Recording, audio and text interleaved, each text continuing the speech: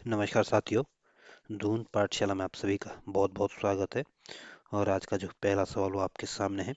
पहला सवाल आपके संविधान सभा के संदर्भ में पूछा गया और आपके सामने तीन कथन है और आपको बताना है इसमें कौन कौन से कथन सही है। पहला कथन कहता है कि संविधान सभा की पहली बैठक 9 दिसंबर 1946 को हुई थी। तो पहला कथन बिल्कुल ठीक है। जो हमारे संविधान सभा की जो पहली बैठक हुई थी आपके 9 दिसंबर 1946 को हुई थी और ये बैठक आपके दिल्ली में हुई थी और इसकी अध्यक्षता आपके जो सबसे वरिष्ठ सदस्य थे डॉक्टर सच्चिदानंद सिन्हा उनके द्वारा की गई थी। दूसरा कथन कह रहा है कि इसके प्रथम स्थायी अध्यक्ष डॉक्टर सच्चिदानंद सिन्हा थे। तो दूसरा कथन गलत है। जो इसके जो पहले जो स्थायी अध्यक्ष थे आपके डॉक्टर राजेंद्र प्रसाद थे और डॉक्टर सच्चिदानंद सिन्हा आपके इसके अस्थायी अध्यक्ष थे। और 9 दिसंबर 1946 को तो आपके अस्थायी अध्यक्ष जो बनाया गया था डॉक्टर सच्चिदानंद सिन्हा को बनाया गया था। और 2 दिन बाद आपके 11 दिसंबर 1946 को डॉक्टर राजेंद्र प्रसाद को स्थायी अध्यक्ष बनाया गया था। इस वजह से दूसरा कथन गलत है। तीसरा कथन कह रहा है कि मुस्लिम लीग ने संविधान सभा की पहली बैठक में का आविष्कार किया था। तो तीसरा कथन बिल्कुल ठीक है। जो संविधान सभा की जो पहली बैठक हुई थी इसमें मुस्लिम लीग ने भाग नहीं लिया था और इन्होंने इसका बहिष्कार किया था। तो इसमें पहला कथन ठीक है, दूसरा कथन गलत है, तीसरा कथन ठीक है। इस वजह से जो बी ऑप्शन होगा यह आपका सही आंसर होगा। अगला क्वेश्चन है। अगला क्वेश्चन कह रहा है कि संविधान सभा के प्रथम मनोनीत उपसभापति कौन थे। तो संविधान सभा के जो पहले मनोनीत उपसभापति थे आपके फ्रैंक एंथोनी थे। इस वजह से जो डी ऑप्शन होगा यह आपका सही आंसर होगा। और जो एच सी मुखर्जी थे ये आपके संविधान सभा के पहले स्थायी उपाध्यक्ष थे। इस वजह से जो डी ऑप्शन आपका सही आंसर होगा। और 9 दिसंबर 1946 को आपके डॉक्टर सच्चिदानंद सिन्हा को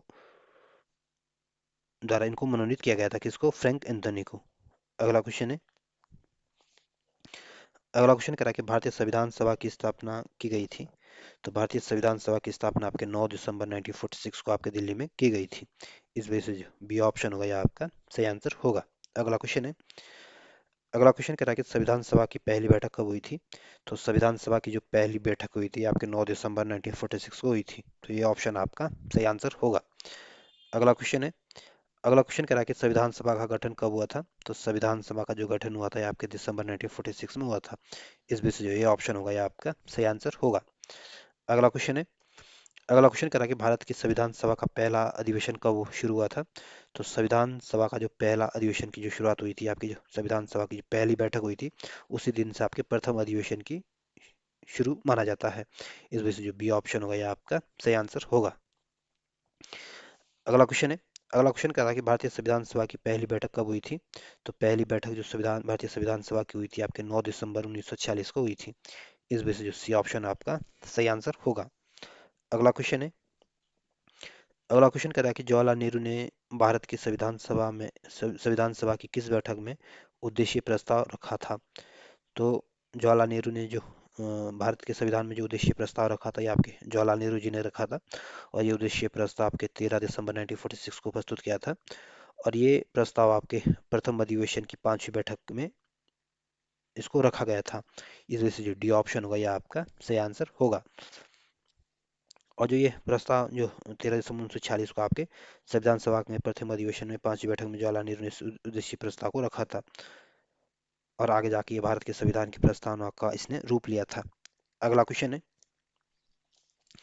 अगला क्वेश्चन कह रहा है कि नेहरू ने संविधान सभा में उद्देशीय प्रस्ताव कब प्रस्तुत किया था। तो नेहरू जी ने जो उद्देशीय प्रस्ताव प्रस्तुत किया था ये आपके 13 दिसंबर 1946 को प्रस्तुत किया था। इस वजह से डी ऑप्शन आपका सही आंसर होगा। अगला क्वेश्चन है। अगला क्वेश्चन कह रहा है कि भारत को एक संविधान देने का प्रस्ताव संविधान सभा द्वारा पारित किया गया था। तो भारत को एक संविधान देने का प्रस्ताव जो संविधान सभा द्वारा पारित किया गया था ये आपके 22 जनवरी 1947 को पारित किया गया था। इस वजह से जो बी ऑप्शन होगा ये आपका सही आंसर होगा। और ये प्रस्ताव आपके 13 दिसंबर 1946 को जवाहरलाल नेहरू के द्वारा प्रस्तुत किया गया था। अगला क्वेश्चन है।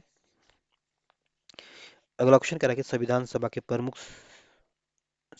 के सम्मुख संविधान की प्रस्तावना का प्रस्ताव किसने रखा था। तो संविधान सभा के सम्मुख आपके जो संविधान की प्रस्तावना का जो प्रस्ताव रखा था यह आपके जवाहरलाल नेहरू के द्वारा रखा गया था। इस वजह से जो ये ऑप्शन आपका सही आंसर होगा। अगला क्वेश्चन है। अगला क्वेश्चन कह रहा है कि संविधान सभा में उद्देशीय प्रस्ताव किस एक के द्वारा प्रस्तुत किया गया था? तो संविधान सभा में जो उद्देशीय प्रस्ताव प्रस्तुत किया था, ये आपके पंडित जवाहरलाल नेहरू के द्वारा प्रस्तुत किया गया था। इस वजह से बी ऑप्शन आपका सही आंसर होगा।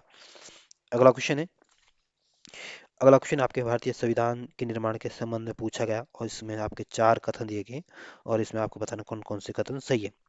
पहला कथन कह रहा है कि पंडित जवाहरलाल नेहरू के उद्देशीय प्रस्ताव का जो संविधान सभा द्वारा स्वीकार किया गया था, संविधान के निर्माण पर असर था।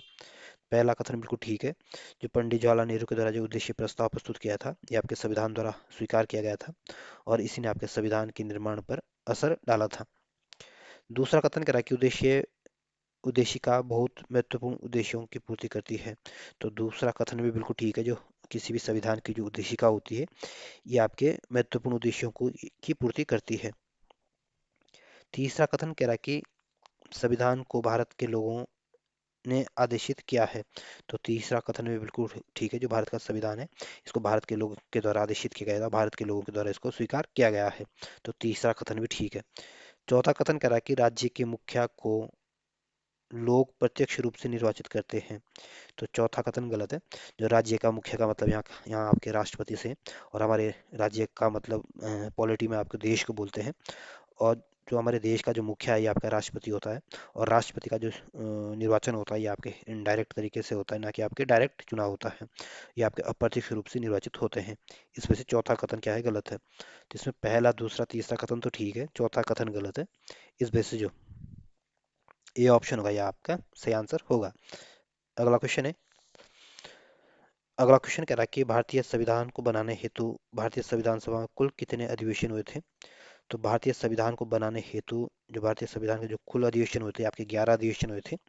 लेकिन 11वां अधिवेशन इसमें कहीं भी ऑप्शन में नहीं दिया गया है, इसलिए जो इसके जो 11 जो सब इसका जो सबसे करीबी आंसर है, ये आपका सी होगा, है ना। तो इस वजह से जो सी ऑप्शन होगा, ये आपका सही आंसर होगा। और संविधान सभा बनाने के लिए जो समय लगा था, तो आपके 2 साल 11 में 18 दिन लगे थे और इस दौरान आपके कुल 11 अधिवेशन हुए थे। और इसमें आपके 165 दिन तक ये अधिवेशन चले थे। और 11वें अधिवेशन की जो अंतिम दिन था, ये आपकी 26 नवंबर 1949 था, जिस दिन हमारे संविधान को एडॉप्ट किया गया था। इस 11वें अधिवेशन के अतिरिक्त भी आपके संविधान सभा का पुनः 24 जनवरी 1950 को बैठक हुई थी, जिसमें आपके संविधान सभा के ऊपर हमारे संविधान पर सिग्नेचर करे गए थे। इसलिए आपका निकटतम सही आंसर आपका सी होगा। अगला क्वेश्चन है, अगला क्वेश्चन कह रहा है कि भारत की संविधान सभा की अंतिम बैठक को सही तिथि बताइए। तो हमारे संविधान सभा की जो अंतिम बैठक हुई थी, आपकी 24 जनवरी 1950 को हुई थी। इस वजह से सी ऑप्शन आपका सही आंसर है। अगला क्वेश्चन है, अगला क्वेश्चन कह रहा है कि भारत के संविधान के निर्माण में संविधान सभा का कितना समय लगा था? तो संविधान बनाने में आपके 2 साल 11 में 18 दिन लगे थे। इस वजह से ये ऑप्शन आपका सही आंसर है। अगला क्वेश्चन है, अगला क्वेश्चन कह रहा है कि भारतीय संविधान बनाने का कितना समय लगा? सेम क्वेश्चन सेम आंसर, 2 साल 11 में 18 दिन। ये ऑप्शन सही आंसर है। अगला क्वेश्चन है, अगला क्वेश्चन आपके भारतीय संविधान सभा के संबंध में पूछा गया और इसमें 2 कथन दिए गए, आपको बताएंगे इसमें कौन कौन से कथन सही है। पहला कथन कह रहा है कि संविधान सभा का अंतिम अधिवेशन 24 जनवरी 1950 को हुआ था। तो पहला कथन बिल्कुल ठीक है। जो संविधान सभा का जो पहला अधिवेशन हुआ था, आपके 9 दिसंबर 1946 को हुआ था। और संविधान सभा का जो अंतिम अधिवेशन हुआ था, आपके 24 जनवरी 1950 को हुआ था। और इस 24 जनवरी 1950 के दिन आपके एक राष्ट्रगान को अपनाया गया था।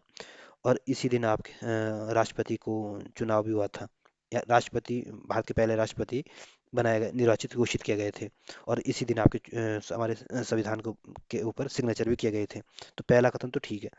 दूसरा कथन कह रहा है कि इस अंतिम अधिवेशन में डॉक्टर राजेंद्र प्रसाद भारत के राष्ट्रपति पद पर विधिवत निर्वाचन घोषित किया गया था। तो दूसरा कथन भी बिल्कुल ठीक है। 24 जनवरी 1950 को भारत के पहले राष्ट्रपति के रूप में डॉक्टर राजेंद्र प्रसाद को निर्वाचित किया गया था। तो इसमें पहला कथन भी ठीक है, दूसरा कथन भी ठीक है। इस वजह से जो बी ऑप्शन होगा, यह आपका सही आंसर होगा। और 24 जनवरी 1950 को ध्यान रखना, हमारा जो राष्ट्रगान है जनगण मन, इसको आपको आधिकारिक रूप से अंगीकृत या यूँ बोले कि अडॉप्ट किया गया था। और इसी दिन आपके राष्ट्रपति पद को भी निर्वाचित घोषित किया गया था। और इसी दिन हमारे संविधान के ऊपर हमारे संविधान सभा के सदस्यों द्वारा संविधान पे सिग्नेचर करे थे। अगला क्वेश्चन है, अगला क्वेश्चन, इसमें 2 सूचियां दी गई और आपको इनको सही सुमेलित करना है। तो जो संविधान सभा के जो पहले उपाध्यक्ष थे, ये आपके H.C. मुखर्जी थे। और प्रारूप प्रारूप समिति के जो मूल के मूलतः एकमात्र कांग्रेसी सदस्य थे, ये आपके के एम मुंशी थे। और राजस्थान की रियासतों का जो प्रतिनिधित्व करने वाले जो संविधान सभा के जो सदस्य थे, ये आपके टी वी टी कृष्णमाचारी जी थे। और संघ संविधान समिति के जो अध्यक्ष थे, आपके पंडित जवाहरलाल नेहरू थे। तो इस तरह से आप इनको अगर सजाने की कोशिश करोगे तो जो बी ऑप्शन होगा, यह आपका सही आंसर होगा। ये कह रहा है कि संविधान सभा के जो पहले अध्यक्ष थे एच एच सी मुखर्जी थे। प्रारूप समिति के जो मूलतः एकमात्र कांग्रेस सदस्य थे, आपके के एम मुंशी थे। और राजस्थान के रियासत के प्रतिनिधि आपके वी टी कृष्णाचारी थे। और संघीय संविधान समिति के अध्यक्ष आपके जवाहरलाल नेहरू थे। और संविधान सभा के पहले अस्थायी उपाध्यक्ष फ्रैंक एंथोनी थे। और सच्चिदानंद सिन्हा द्वारा इसको नामित किया गया था। और एच सी मुखर्जी आपके संविधान सभा के पहले स्थायी उपाध्यक्ष थे। अगला क्वेश्चन है। अगला क्वेश्चन कह रहा है कि भारतीय संविधान के निर्माण के समय संवैधानिक सलाहकार कौन थे। तो भारतीय संविधान का जब निर्माण किया जा रहा था, उस समय जो हमारे संविधान के जो संवैधानिक सलाहकार थे, ये आपके बी एन राव थे। इस विषय से ऑप्शन होगा, यह आपका सही आंसर होगा। अगला क्वेश्चन है। अगला क्वेश्चन कह रहा है कि भारतीय संविधान का प्रथम प्रारूप तैयार किया गया था। तो भारतीय संविधान का जो पहला प्रारूप तैयार किया था, ये आपके बी एन राव ने किया था, या यूं बोले कि बेनेगल नरसिम्हा राव ने तैयार किया था। इस विषय बी ऑप्शन होगा, यह आपका सही आंसर होगा। और बी एन राव आपके संवैधानिक सलाहकार थे। और संविधान का जो पहला प्रारूप तैयार किया था, यह आपके बी एन राव ने प्रस्तुत किया था। और इस पर विचार या परिवर्तन करके प्रारूप समिति द्वारा संविधान सभा के समक्ष संविधान का मसौदा तैयार प्रस्तुत किया गया था। और जो बी एन राव का जो प्रारूप था, इसमें आपके 243 अनुच्छेद थे और 13 अनुसूचियां रखी गई थी। अगला क्वेश्चन है। अगला क्वेश्चन कह रहा है कि संविधान सभा में भारतीय संविधान का तृतीय तृतीय वाचन कब प्रारंभ हुआ था। तो संविधान सभा का जो भारतीय संविधान का जो तीसरा वाचन शुरू हुआ था, ये आपके 17 नवंबर 1949 से शुरू हुआ था। और 26 नवंबर 1950 तक चला था। और ऑप्शन में कहीं भी ये ऑप्शन नहीं दिया गया, इस वजह से इसमें स्टार बना हुआ है। अगला क्वेश्चन है। अगला क्वेश्चन करा कि भारत का संविधान पूर्ण रूप से तैयार हुआ ऐसा। तो भारत का संविधान जो पूरी तरह से बनकर जो तैयार हुआ था, ये आपके 26 नवंबर 1949 को तैयार हुआ था। इस वजह से जो बी ऑप्शन होगा, यह आपका सही आंसर होगा। भारतीय संविधान की उद्देश्य का उल्लेख किया गया है कि 26 जो हमारी जो भारत की संविधान की जो उद्देशिका या यूं बोले कि प्रस्तावना है, इसमें ये उल्लेख किया गया है कि 26 नवंबर 1949 को भारत के लोगों ने संविधान को अंगीकृत, अधिनियमित और आत्मप्रत किया है। संविधान को अपनाने और उसे पूर्ण होने, पारित होने तथा इसको अंतिम रूप देने की तारीख आपके 26 नवंबर 1949 को माना जाता है। और संविधान का जो शेष भाग है, ये आपके 26 जनवरी 1950 को से प्रवाही हुए थे। और संविधान को पूर्ण रूप से लागू होने या इसे पूर्ण रूप से क्रियान्वित होने की जो तिथि है, आपकी 26 जनवरी 1950 है। अगला क्वेश्चन है। अगला क्वेश्चन कह रहा है भारतीय संविधान को संविधान सभा द्वारा अंगीकृत किया गया था। तो भारतीय संविधान को संविधान सभा द्वारा जो अडॉप्ट किया गया था, ये आपके 26 नवंबर 1949 को अडॉप्ट किया था। इस वजह से जो ये ऑप्शन होगा, ये आपका सही आंसर होगा।